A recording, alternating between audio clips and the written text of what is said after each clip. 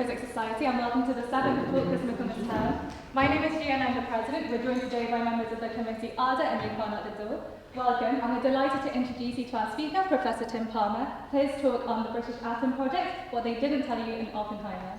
Great, thank you very much.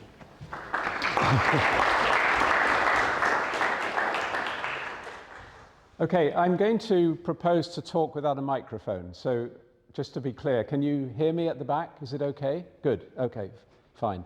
All right, so, well, this is the 80th anniversary of what must surely be one of, if not the most significant event of 20th century history, which is the dropping of the atom bomb on Hiroshima and then Nagasaki. And I guess at least some of you will have seen the movie Oppenheimer, which presents the story leading up to and following the dropping of the bomb.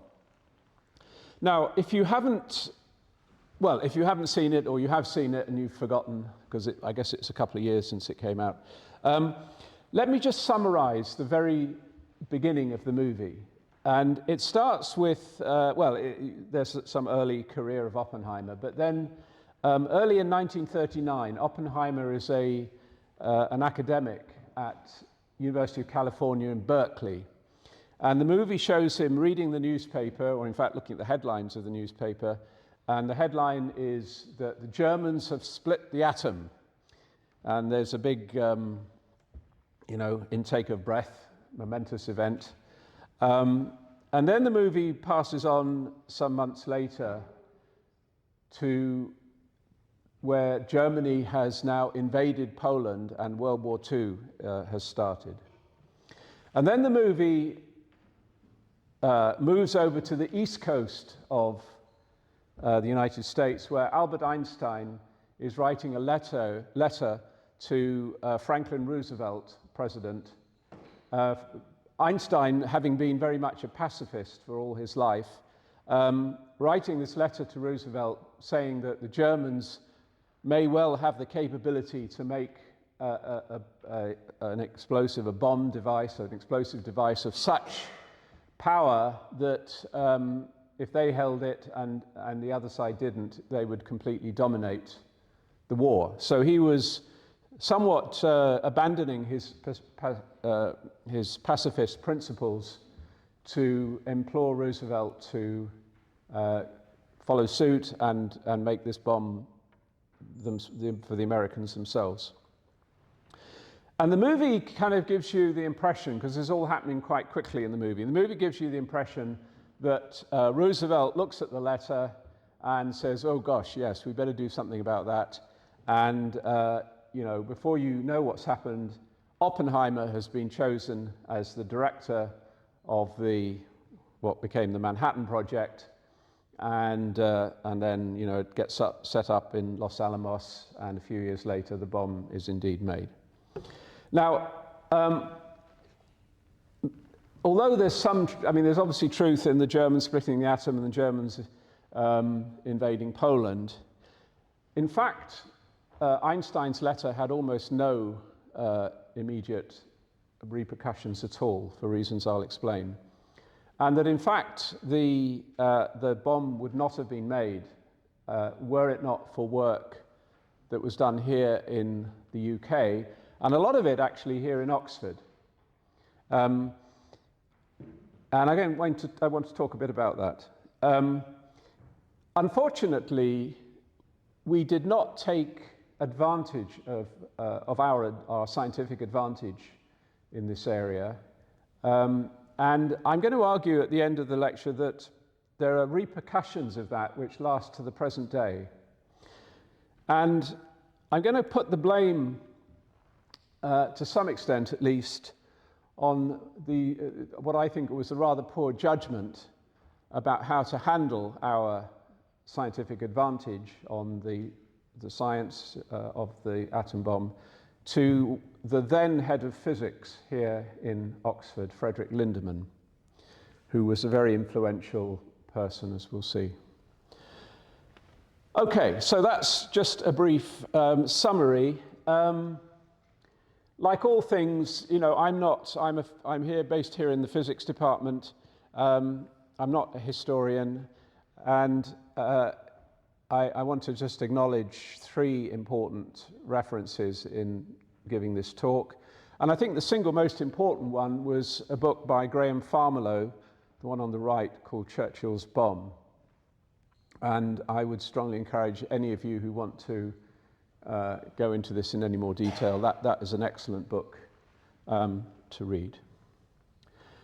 Okay, so we're going to start. It's difficult to know when to start stories like this, but I'm going to start back in the 19th century at pretty much the time when the British Empire was at its zenith, which is often seen to coincide with Queen Victoria's Diamond Jubilee.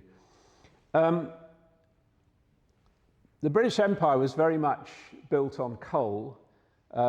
We had more coal under the shores of the UK as Saudi Arabia has oil.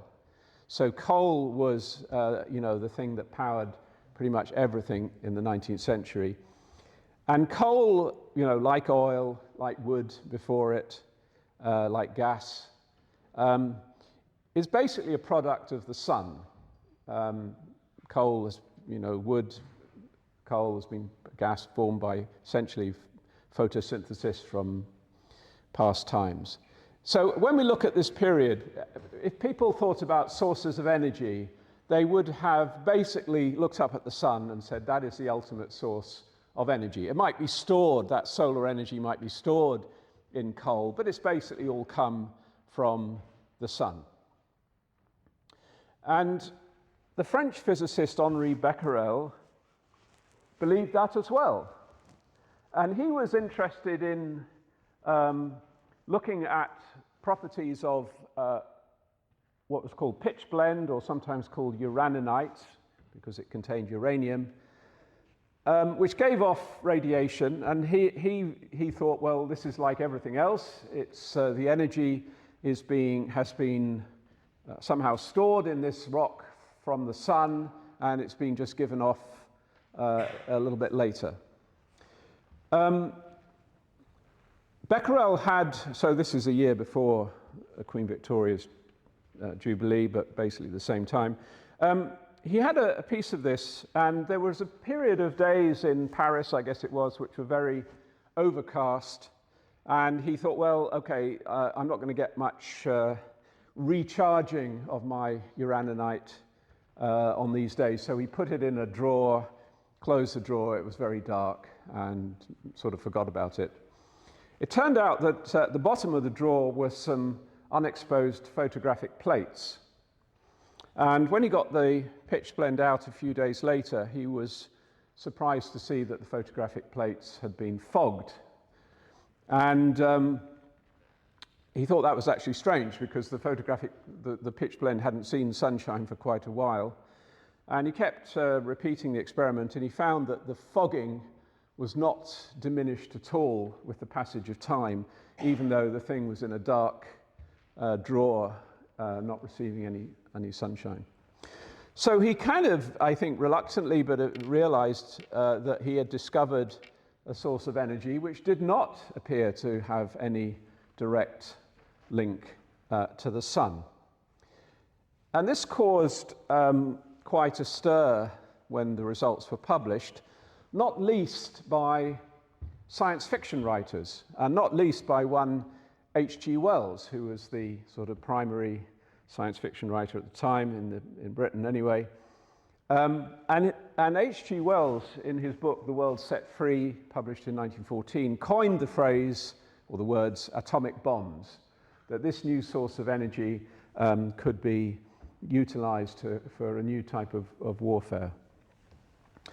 Just to say, in passing, the young Winston Churchill, who will play a big role in the story, was a very avid science fiction writer, and would almost certainly have read this book, and would almost certainly have been intrigued, let's say, by this notion of a sort of new military weapon that had no previous, nothing to parallel it in the past.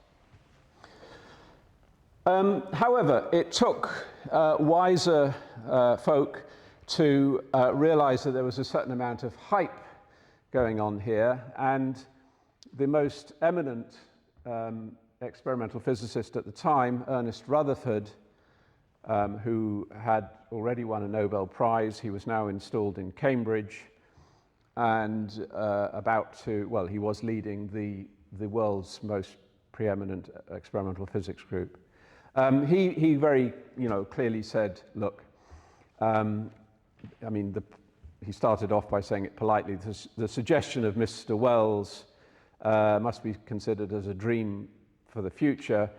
But then he later said in a rather more striking way, anyone who looked for a source of power in the transformation of the atoms was talking moonshine. However, even Rutherford did in fact get things wrong, and things changed dramatically when one of his students, James Chadwick, discovered the neutron in the atomic nucleus. And this was a game changer because, of course, the neutron was neutrally charged, and so it could be used to probe the structure of the nucleus by firing neutrons at it. Unlike protons or unlike protons, they wouldn't be repelled. So this started work in the 1930s, initially looking at the possibility of when neutrons got absorbed by the nucleus and then beta decayed, of the possibility of creating new elements. So for the first time, physicists sort of became alchemists, and the public was intrigued by what was going on. So in Cambridge, for sure, there was a lot of work looking at that process. But it wasn't only Cambridge. Enrico Fermi in Rome had his own lab looking at this same process, bombardment of nuclei with neutrons. But also a group in Berlin, led by Otto Hahn, with two colleagues, Lise Meitner and Fritz Strassmann. And they started focusing on uranium itself, bombarding uranium with neutrons. In order to get the neutrons to absorb, they had to slow them down. So there were kind of moderators to slow the neutrons down. And they were looking to, since uranium was the heaviest known element, they were looking to create new types of elements which hadn't been seen before in nature. So this was in the early to mid 1930s, and of course it was at that time that the Nazis took power in Germany, and Lise Meitner, who herself had Jewish ancestry, had to flee Germany. Her sort of secret passage out of Germany was arranged. I think she went to Holland originally, and then settled in Sweden, I believe. Otto Hahn would still send her results from the experiments that they were doing, and one of the results he sent to Lisa, I guess with some of the data, I think he expressed some disappointment because the data seemed to be corrupted or contaminated with an element that sort of shouldn't have been there, which was barium. And he couldn't quite understand why it was there, but the concern was that something had perhaps gone wrong with the experiment. Now, Lise Meitner had a nephew whose name was Otto Frisch, who also had left Germany and was based at the time, I think, in Copenhagen. So they were related. So Frisch will play an important role in this story.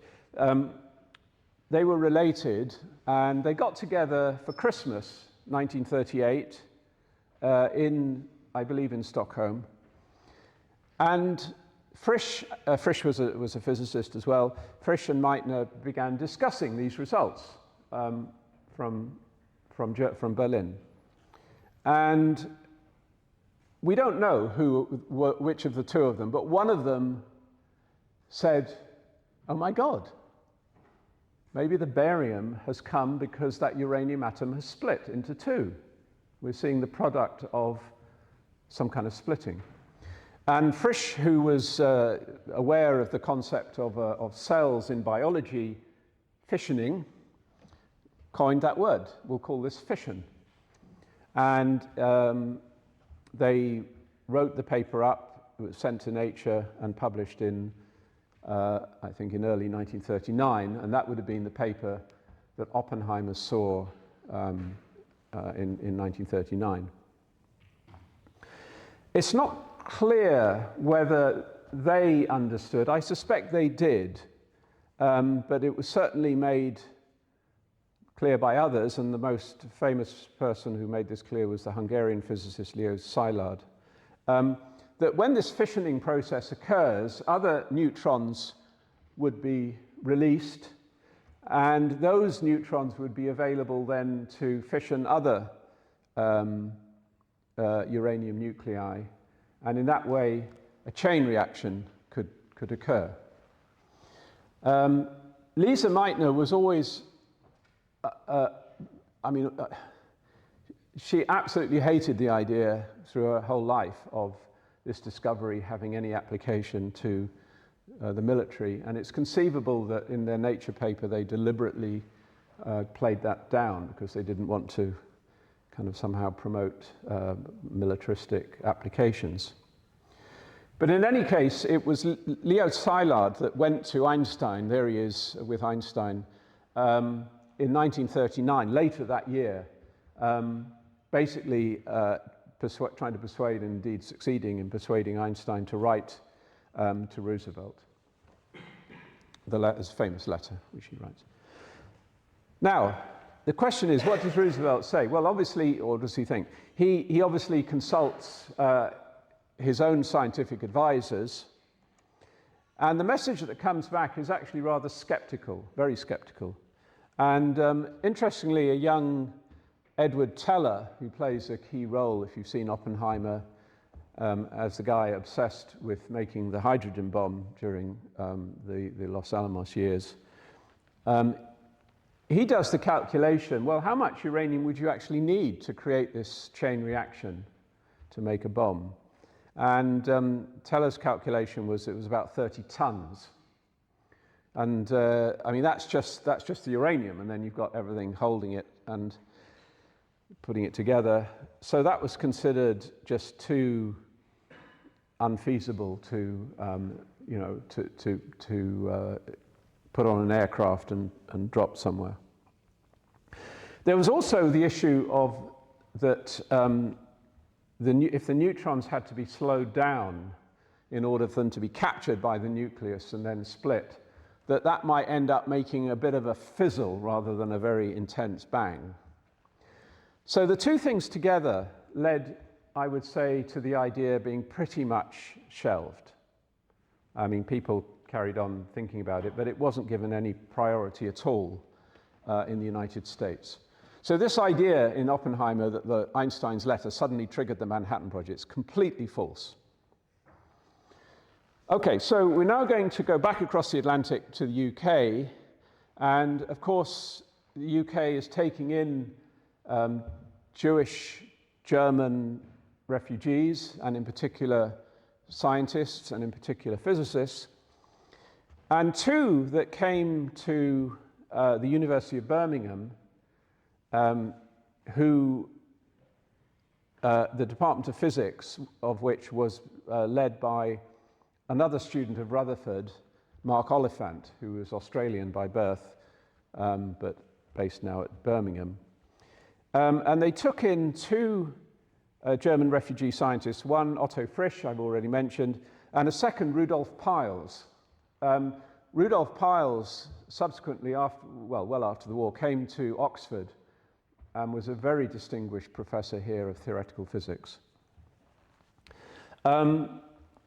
The two of them actually wanted to work on radar at the time, but it was considered much too sensitive an issue to give to German scientists. And so Oliphant had to somehow find a project that would kind of keep them out of trouble and not get them too much, give them something to do, but not get too involved in highly sensitive work.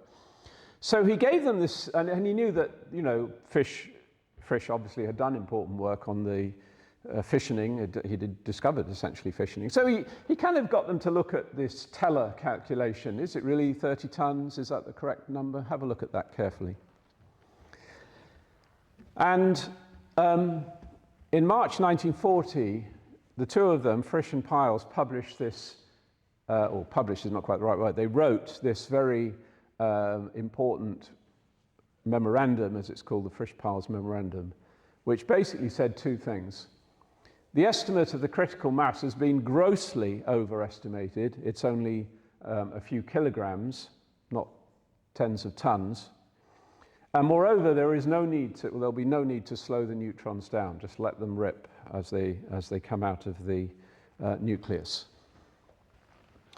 And of course, what they had realized was that uranium comes in two isotopes, and one of the isotopes directly fissions. That's the uranium-235. The other isotope doesn't fission directly, but it can be bred into, and this will be relevant later, bred into plutonium, which itself fissions. The third one at the bottom wasn't of interest to them, which is called the thorium cycle, which I'll come back to at the end, but we'll just forget about that for the time being. So basically, the Frisch-Piles Memorandum basically said, if you can separate out these two isotopes, if you can separate out the U-235, the thing is so fissile that there's no need to slow the neutrons down. And if you can separate it out, you'll only need a few pounds of material. So another German refugee scientist who came over, this time to Oxford in the 1930s, was a chap called Franz Simon, and then he anglicized his name to Francis Simon.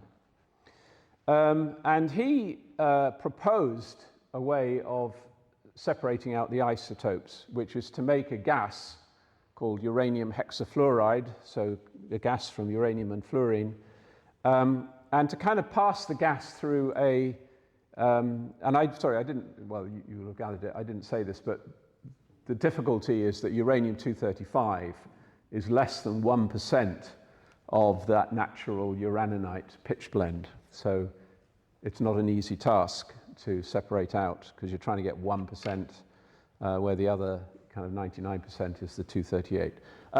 Anyway, he proposed this idea of what's called gaseous diffusion, passing uranium hexafluoride multiple times through a kind of a chamber which has a semi-permeable membrane with small holes that would allow the lighter gas to preferentially flow through.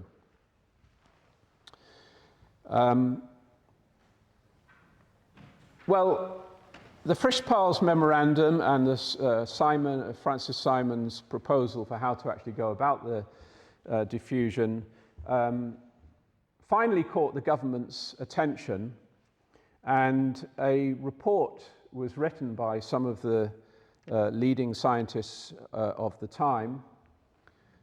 People like Chadwick would have been involved, for example, to kind of evaluate these claims of Frisch and Piles and Simon and others.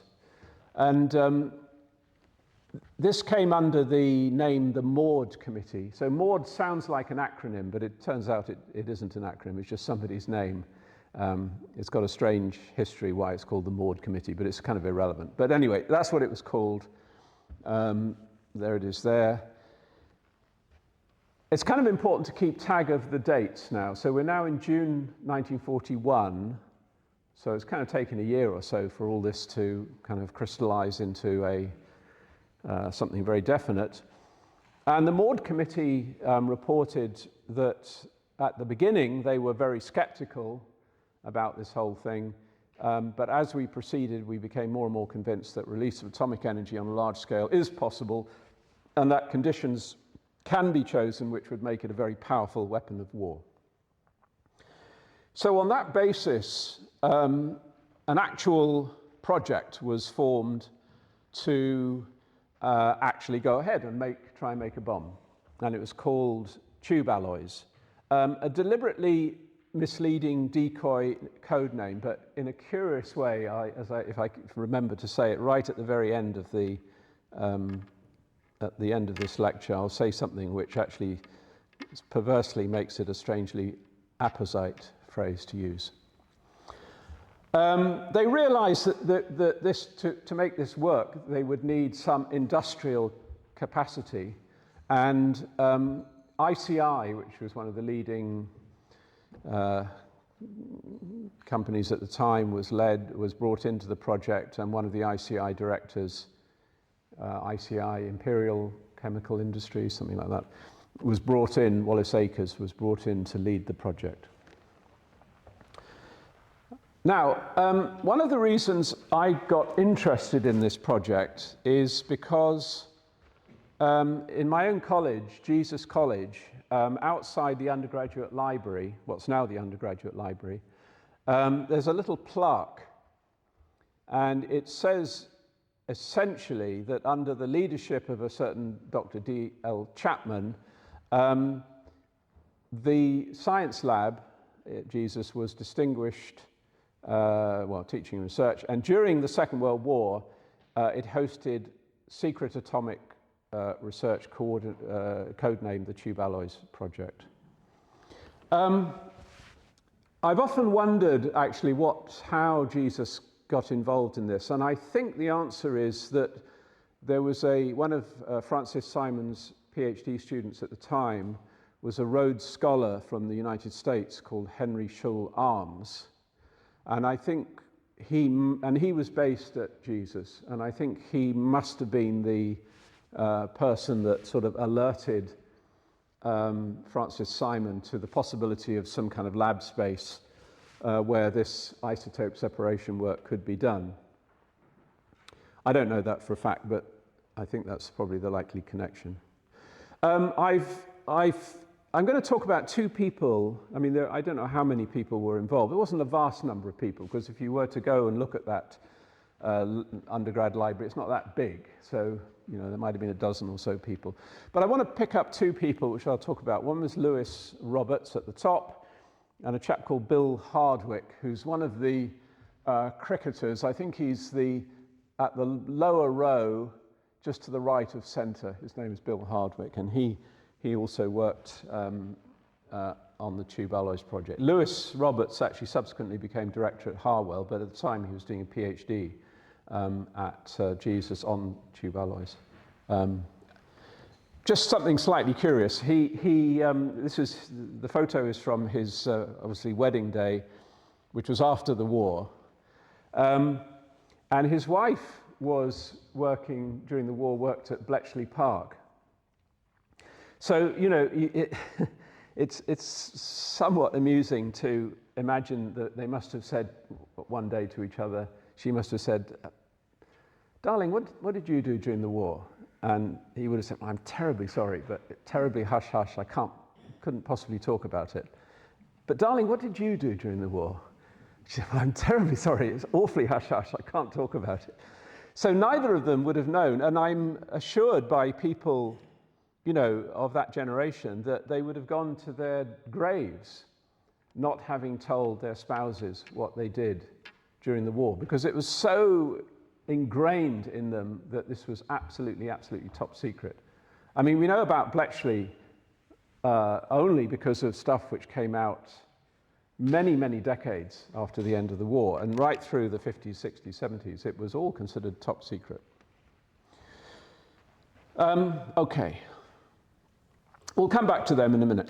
So meantime, Mark Oliphant goes off to America to tell the Americans what we're doing. I mean, not only in atomic this atomic weapon research, but also things like radar and other important scientific military research.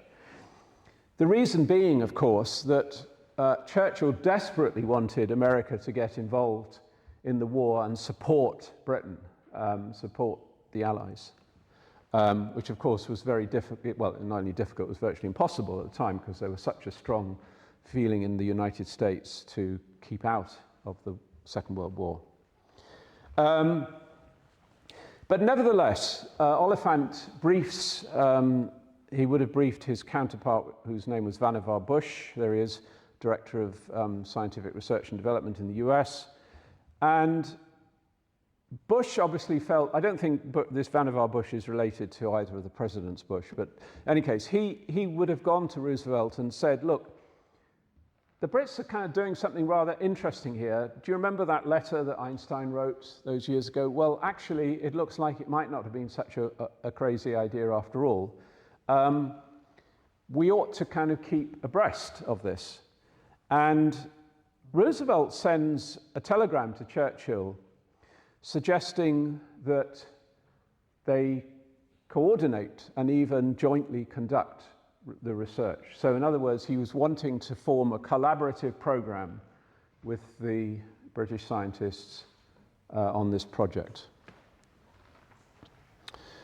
All right, so now we're going to introduce Lindemann. Lindemann, you can see from his name, he's actually German, funnily enough. His parents were German, and he was actually born in Germany, but he came over to Britain, I believe, at a very early age, as a young child, and somehow, I don't know, became kind of more British than the British. And he was a good tennis player, by all accounts, and he somehow managed to get himself into the kind of tennis playing circuit of the aristocracy of Britain. So he would turn up at these country estates and spend weekends there playing tennis with you know, the lords and ladies of the land. And during one of these visits, he would have met Winston Churchill. And as I say, Churchill wasn't a scientist, obviously, but he was kind of fascinated by scientific ideas. As I mentioned, he'd read H.G. Wells. He was interested in you know, things like atomic bombs and stuff. So I can imagine, you know, Churchill would have taken those opportunities to start quizzing Lindemann, who I should have said was brought in 1919 to kind of try to rival Cambridge, you know, sorry, mine's gone dead. Rutherford, yes. Tried to you know, be rival to Rutherford. And look, you know, I'm at Oxford. I love Oxford, but Lindemann was very second-rate compared to Rutherford. And I have to say, you know, one of the, you know, you still hear amongst ignorant people who say, oh, you know, you should go to Cambridge for sciences and you go to Oxford for humanities. I mean, that was true 100 years ago when Lindemann was in charge, because he wasn't an equal of Rutherford's. There's no doubt about that. But in any case, Churchill, I mean, really, I guess Lindemann must have been good at explaining science, because Churchill took a great liking to him. And when World War II broke out, he chose Lindemann as his principal scientific advisor. And often he would listen to Lindemann and ignore other advice that he was given. Later in his life, Lindemann was ennobled and became Viscount Cherwell. And I say this because you may or may not know, we have the Lindemann Lecture Theatre, but we also have what's called the Cherwell-Simon Memorial Lecture every year. And if you've often wondered why on earth do we have a lecture named after a river, it's not so much named after the river, it's named after Lindemann. So when he was Viscount Cherwell. And of course the Simon is Francis Simon of the gaseous diffusion work.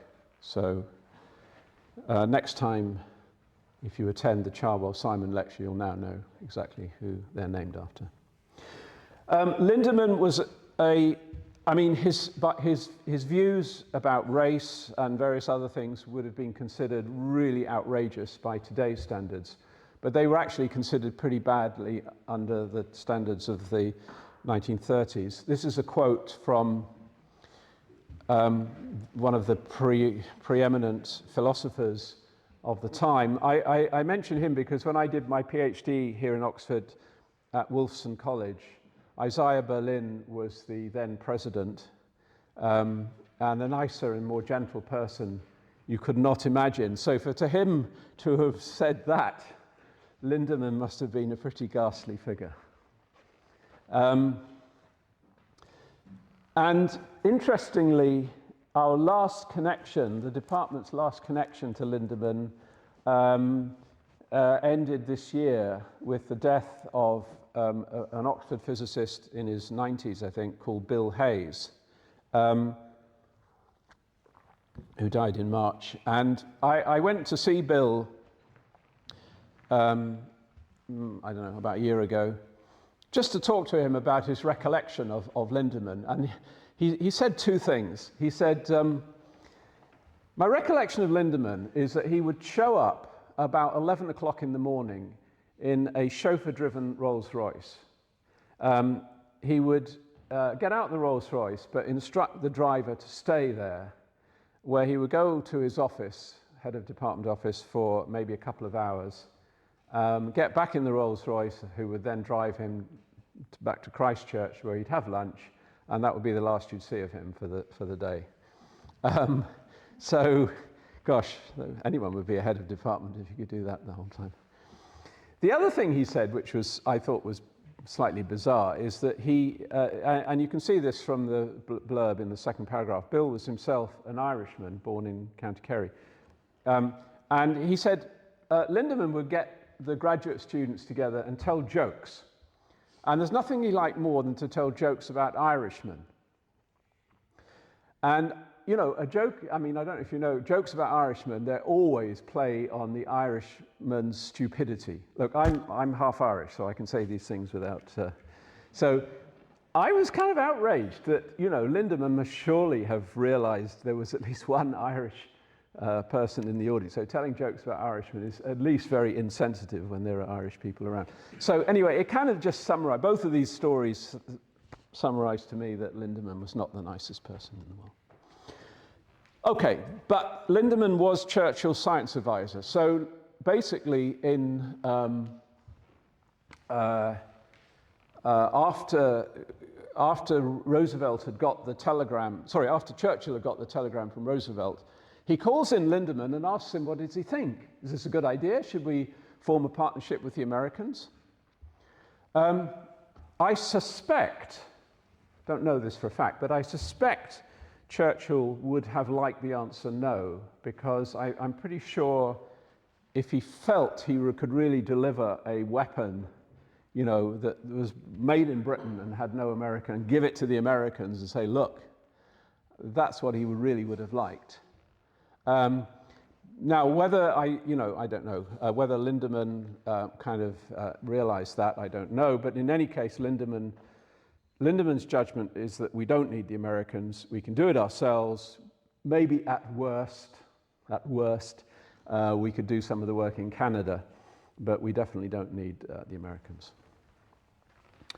Okay, now, so there's a meeting now in November 1941, again, the dates are important here, a meeting in 1941 between Lindemann and a chap called Anderson, who is the minister in the government responsible for the tube alloys project. People of a certain age will actually know the word Anderson because there became a thing called an Anderson shelter, which was a type of bomb shelter you build in your back garden that you know, people had when the German planes were coming over bombing London. So Anderson was kind of a well-known person, at least for his name, because he coined the eponymous Anderson shelter. But in any case, the two of them met with the American sort of science attaché, whose name was Frederick Hovde, in London on the 21st of November 1941. I put a butterfly on this thing because I'm going to come to the end of the talk, but for the flap of a butterfly's wings at this particular meeting, the whole course of certainly British history could have gone differently. So my view is this is an exceptionally important meeting. And I think we handled it exceptionally badly because we wanted to say to the Americans, we're not interested. Now, we can't, that's undiplomatic. So the way they put it, apparently, was that very keen to collaborate. However, the Americans need to improve their security so that it is on a par with Britain's security. This is unbelievably ironic in view of the fact that we were leaking secrets to the Russians all over the place. People like Kim Philby, Donald Maclean, Guy Burgess, Anthony Blunt, John Cairncross, Klaus Fuchs. These were all spying like mad. Everything that we did in Britain was being leaked. So this idea that somehow we had squeaky clean security and the Americans didn't is kind of just ludicrous. This is an important date because to the best of my knowledge, this was the last time in history where Britain actually kind of had a clear advantage over the US in pretty much everything in this area. But as I say, we handled it badly. I'm going to suggest an alternative counterfactual universe where things might have been quite different. But just for the sake of the record, I think one could say quite clearly that Lindemann and Anderson's attitude to the Americans was supercilious and condescending.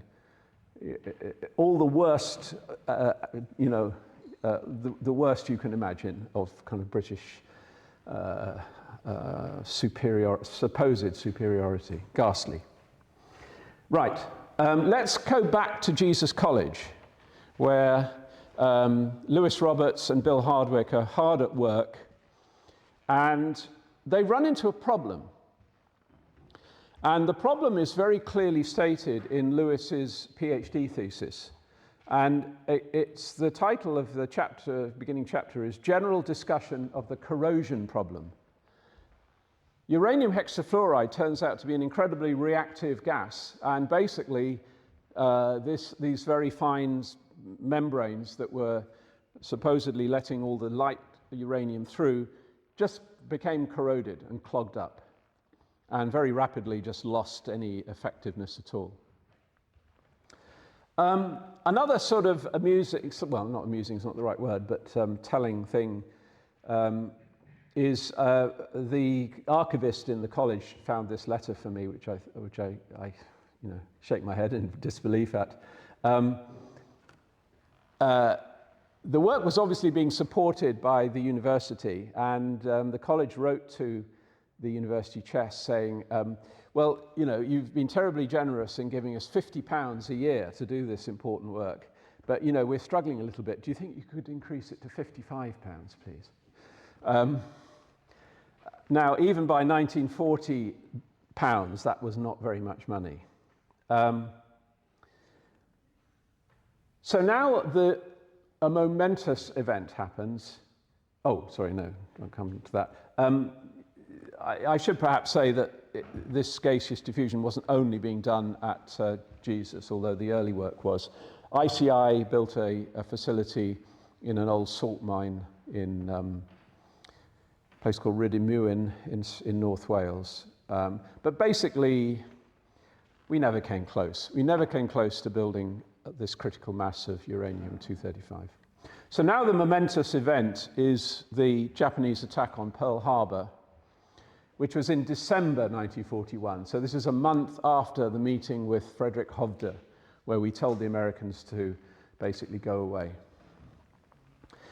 And now America is in the war, because Germany declares war on America as well as Japan.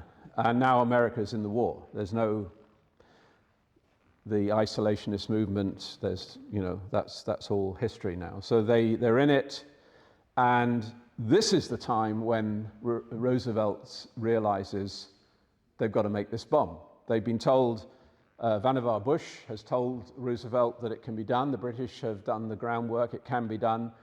This is when, some 2 years after Einstein's letter, this is when the Manhattan Project starts. And just to kind of, lay it on a bit, this is what the Americans built to do gaseous diffusion. In Oak Ridge, Tennessee, they built what at the time was the biggest building in the world. That little undergraduate physics library in Jesus would, be like one of those windows on one tiny section. This is the whole thing. They put serious money into and serious industrial capacity, which Britain just did not have. And what about the corrosion problem? Well, they told DuPont, can you solve this corrosion problem for us? DuPont invents Teflon.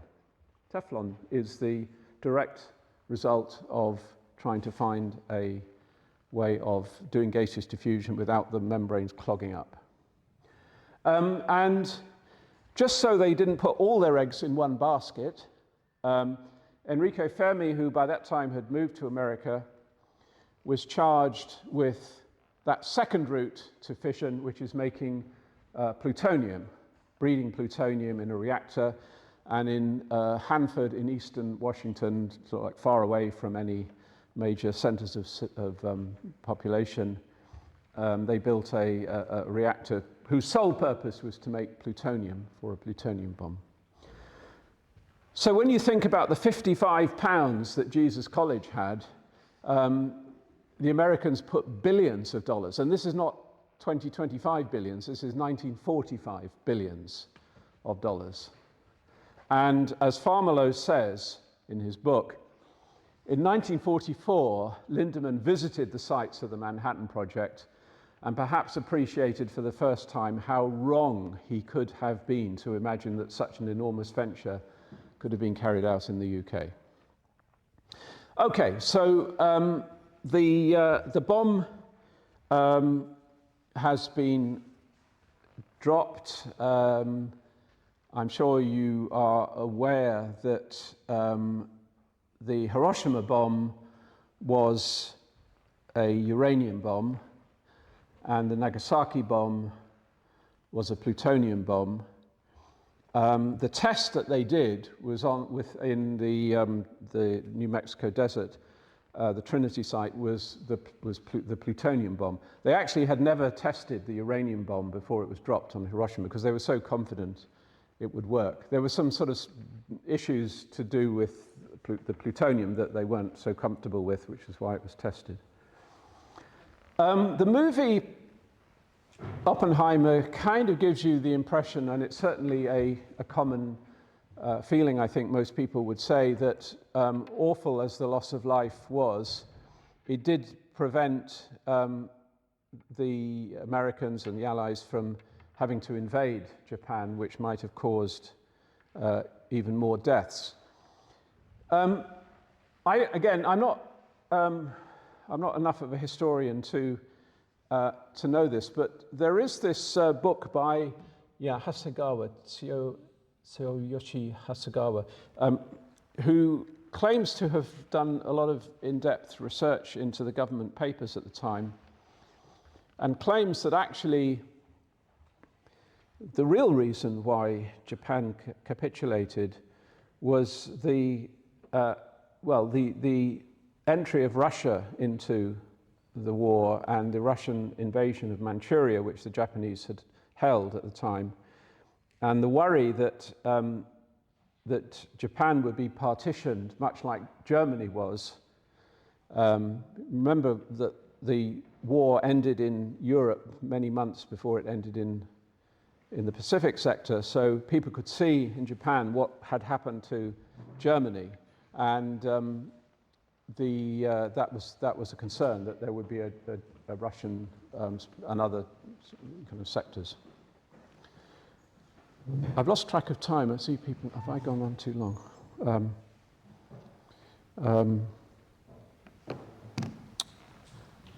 What time should I finish? Feel free to carry on going. Okay, sorry, I've gone a little bit long, so let me speed up a little bit. After the war, so I don't know, I mean, I'm just raising that as an alternative theory. I don't know which is right, but it's not completely obvious to me that the bomb was the crucial factor in Japan capitulating. Now, okay, the bit I want to come to, though, is that... Could you try again? Oh, crikey, stop that. After the war, there was an act of Congress signed called the McMahon Act, which restricted any nuclear information being given to any other countries, including Britain. And, for example, on the Senate, one of the senators said, Great Britain or Canada did not give us any material aid in discovering the bomb. The work of 20 or 30 British scientists was so inconsequential that the British could not claim a property interest in the formula of the bomb. Now, after the war, the Prime Minister was a chap called Clement Attlee, and the question obviously arose, should Britain have its own independent nuclear weapons? And I think Attlee himself was quite ambivalent about it. He wasn't really sure. He really wanted to focus on developing the National Health Service, the welfare state, and so on. But he had a foreign secretary called Ernest Bevin that was very vocal and, very strident. And this was quite a famous quote he made about why Britain should have a bomb. It's interesting that he doesn't say, we need a bomb to stop the Russians from invading us. He says, we need the bomb because I don't want any other foreign secretary of this country to be talked to or at by a Secretary of State in the United States, as I have just had in my discussions with Mr. Burns, who was the US Foreign Secretary. We've got to have this thing over here, whatever it costs, and we've got to have a bloody Union Jack on top of it. Now, note the irony in that statement, because that's exactly how we treated the Americans a couple of years earlier. And so he's just basically getting a dose of his own medicine. Anyway, that view won the day, and Britain went through this rather strange period in the 50s and 60s of putting inordinate amounts of money and very high technology into military spending. So that's the Vulcan bomber that would have carried these nuclear weapons at the time. Exceptionally high-tech piece of kit. And at the same time as Germany and Japan were electrifying their railways, we were still building steam trains. So that's the way it went. We set up Harwell just down the road and Aldermaston a little bit further down the road. And these were seen as the civil, on the one hand, the Harwell being the civil, and Aldermaston being the military side of nuclear energy. However, things weren't as simple as that. And this is an interesting story which I was told by Bill Hardwick's son, whose name was Gordon Hardwick. Bill went after the war to work at Harwell because he wanted to work on he didn't want to have anything to do with nuclear weapons. He wanted to work on civil nuclear energy.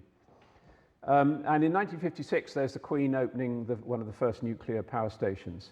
So it all looks very nice from the point of view of civil nuclear energy. However, it broke that the whole Magnox program was optimized for nuclear weapons at the expense of fuel costs. In other words, building plutonium was an important point. Dad was shocked. He never wanted to work on bombs, but he unwittingly helped. And even the science ministers didn't realize that. All right, I'm coming to the end, so just bear with me for 2 more minutes. So we're facing the consequences of that today because there was so much pressure on building power stations to make plutonium for bombs. No thought was given to things like decommissioning and so on. And now, in fact, we've got so much plutonium, we don't know what to do with it, and billions are being spent on burying it somewhere deep underground where it can never be used. So I just want to finish with a counterfactual where the butterfly flaps its wings, and Lindemann and Anderson have a bit of common sense. And what they should have done is suggest to Hovde that yes, the Manhattan Project should go ahead with Oppenheimer as director, but with a British co-director. And 2 obvious people could have been Mark Oliphant or James Chadwick, for example. Now, if that had happened, McMahon and McKellar, the senators, would have been unable to deny the key contribution of Britain. And we would have kept our position at the top table. Now, I would have liked to think that we could have focused much more on civil energy without the focus on weapons. And I just want to come to this very last of the three fissions, which is the thorium cycle. Thorium, and this was discovered in the 1940s, that thorium can be bred into another isotope of uranium called uranium-233, which is fissile. Turns out this is not good for a bomb, and that's actually probably the reason the thorium cycle was never pursued in the 1950s, because it wasn't good for a bomb. But now not being good for a bomb is actually a virtue. Because the uranium-233 is fissile, there's very little transuranic waste. And interestingly, China is now the country that is pursuing thorium. So in 2022, I think it was, they set up the first thorium reactor in the Gobi Desert. The photograph here is actually not of a thorium reactor, because this is of a conventional water-cooled nuclear reactor with these big containment vessels, not needed for a thorium reactor, which can run with what's called molten salt as a coolant. And this slide here, or the story here on the right, is from less than a week ago. So we're bang up to date now, where China is actually showing that this thorium reactor, they have bred the uranium-233 successfully in this reactor, and it's now starting to produce energy. And the claim is that this could, with thorium abundant domestically, which is it's more abundant than uranium, this technology could transform China's long-term energy security. All right, so I'm going to finish with this following statements. First of all, don't believe everything you see in the movies. America would not have dropped the bomb without crucial early work here in Britain. If any of you should turn, if you fancy this, if you should end up being a science advisor in government, I would say this: be impartial, never be afraid to say you don't know if you don't know, and be prepared to give politicians the answers they don't want to hear. And I would argue Lindemann was none of these. And finally, don't dismiss nuclear power as a low-carbon energy source, and I think there is extremely interesting possibilities using the thorium cycle, which have few of the disadvantages of traditional nuclear sources. Thank you.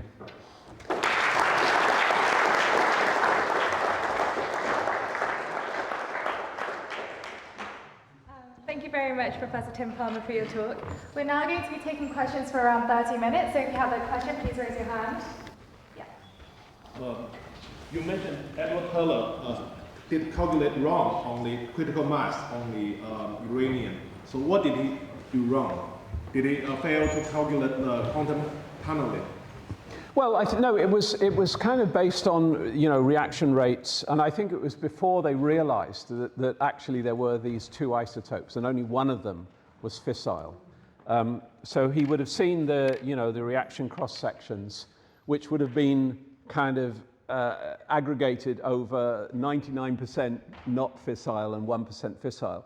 So the cross section for fission being very low in the the undifferentiated isotopes, and he was just built, calculated that up. What would, given that very low cross section, what would you need to get enough neutrons to get this chain reaction? And of course, once Frisch and Piles had said no, if you can separate out the isotopes, it's a complete game changer. So that was basically it. Yeah. Yeah. Yes, may I ask you a question? Yes, during the Cold War, the nuclear power stations were mainly factories to make nuclear weapons, and only the civilian application was like a byproduct. Recently, United Kingdom came back to installing smaller scale reactors. You probably heard in the news, like APU small scale reactors. These new small scale reactors, are they also mainly for production of military grade fission materials, or? No, I mean, we started using, like Rolls-Royce, I mean, we started to put small nuclear reactors into submarines so they could stay under the sea for months at a time. So there, no, that by that stage, the production of plutonium wasn't important for those. No, it was the original. Things like Calder Hall and Dounreay and the big power stations that were built in the 50s and 60s. It was very much, as I say, optimized for producing plutonium. Well, my question was not about the past, about the future. So what is the future of nuclear energy in the UK? Oh, in the future, what do you think the future? No, I don't think, this is a tricky one because we actually have a load of plutonium that was made in these reactors from the 50s and 60s. And the government has decided not, you could, that plutonium, it's often called waste, but that plutonium is itself a source of energy. And, if you make these, what are called fast breeder reactors, that plutonium could power Britain's energy needs for centuries. But, plutonium is considered a dangerous material. It can be made into a bomb. It's a security risk, and the government, on balance, have decided they're going to bury the plutonium beyond use. I think the French have a different strategy. They're going to try and use it. I don't know what the right answer is. It's a question for probably nuclear experts.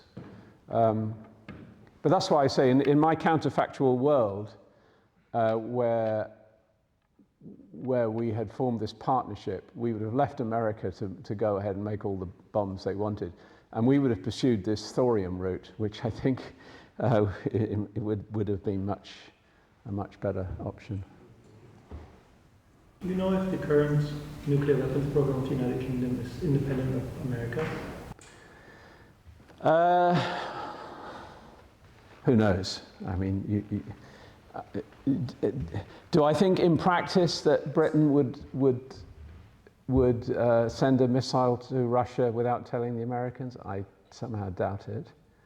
But you're never going to get anyone to say that officially. This is the problem with nuclear weapons. We have all this, we have these nuclear weapons. We say it's an independent nuclear deterrent or something. We have a small, compared to Russia and America, we have a very small arsenal of nuclear weapons, and if we started using them against Russia, we get obliterated within a few minutes, I would suspect. But it's such a political hot potato. We spend lots of money, we still spend lots of money on nuclear research and nuclear capability. And it's a really difficult problem to get the public to kind of get behind nuclear disarmament. They kind of feel it's important that we have our own so-called independent nuclear capability. But if you seriously try and envisage any scenario where we would use nuclear weapons, for example, without telling the Americans, it's inconceivable in my view. But you'll never get anyone to say that from government officially. Yeah.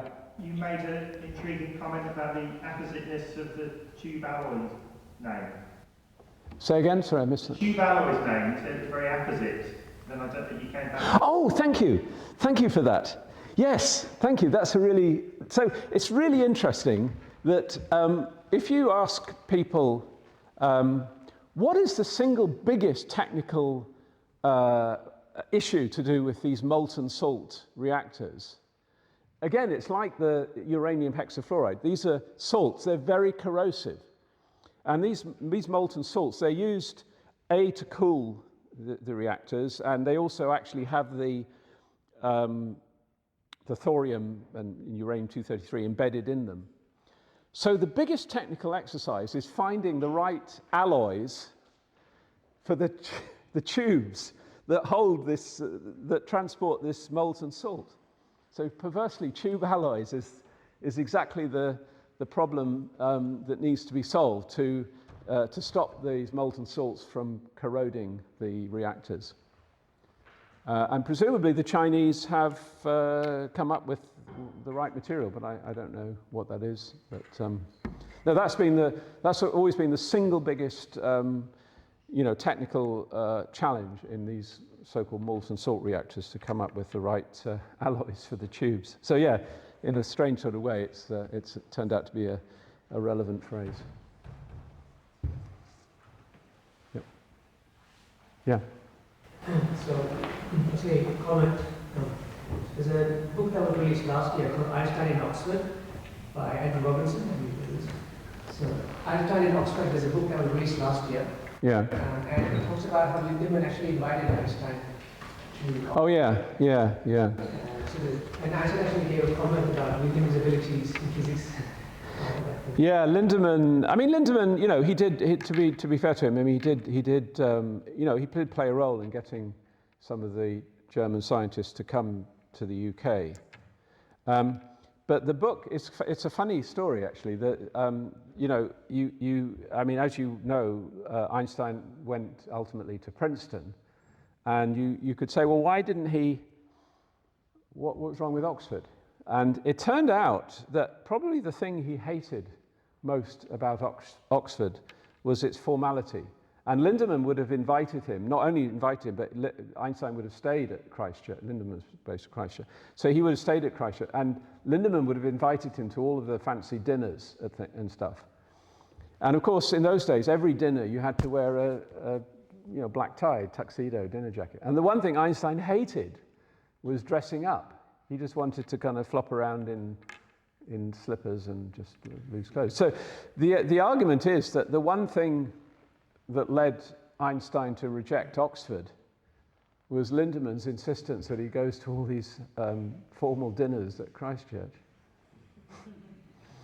I don't know if that's true or not, but it makes a good story anyway. Also, a question, some companies like Rolls-Royce are interested in like small modular reactors and all that. What do you think about those small modular reactors? Yeah. Well, that's the new thing on the block at the moment. I mean, that's basically, it's taking the submarine technology and trying to sort of utilize it.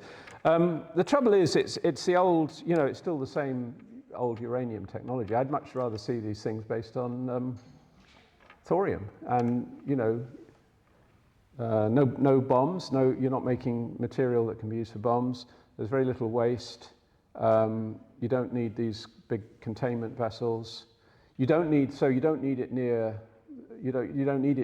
a water supply. You don't need to put it by the coast or near a river or something. I mean, this Chinese thing's in the Gobi Desert. No water at all. And thorium's very plentiful. There's no shortage of thorium around the world. Yeah. Do you think that the wind scale fire had any effect on later British thinking about the nuclear policy? Obviously nothing to do with the bomb, because it was 1957, if I recall. Well, the fire is an interesting... the fire is an interesting... So there was a fire at Windscale, and a chap called Bill Penny, who was the main architect of the British atomic and then hydrogen bomb post-war, was put in charge of writing a report on this fire, and he blamed it on the operators. Somehow the operators didn't do things properly, and it caused a fire. I mean, the fire, it was sheer luck that they managed to put it out, because the whole reactor caught fire. It turned out subsequently, the BBC did a nice documentary on this, that the reason the fire happened was that they wanted to, Macmillan, so this is the late 50s, Macmillan wanted to Britain to have its own independent hydrogen bomb, and again, the reason being to sort of try to negotiate some kind of deal with the Americans. So he was very keen to get this hydrogen bomb operating at the time. And the hydrogen bomb needed tritium, the isotope of hydrogen, tritium, and so to make tritium they needed a source of neutrons, and they used the reactors at wind scale to make the tritium. But to do that, they had to apparently, start to dismantle all the safety features of the reactor to kind of maximize this neutron flux, and that was the real cause of the fire. It was the getting rid of the safety features. So it's all part of the same kind of story that we the public were fed a line, but the truth of the matter is it was all being governed by, these military, so-called, military targets which the government seemed to think were important.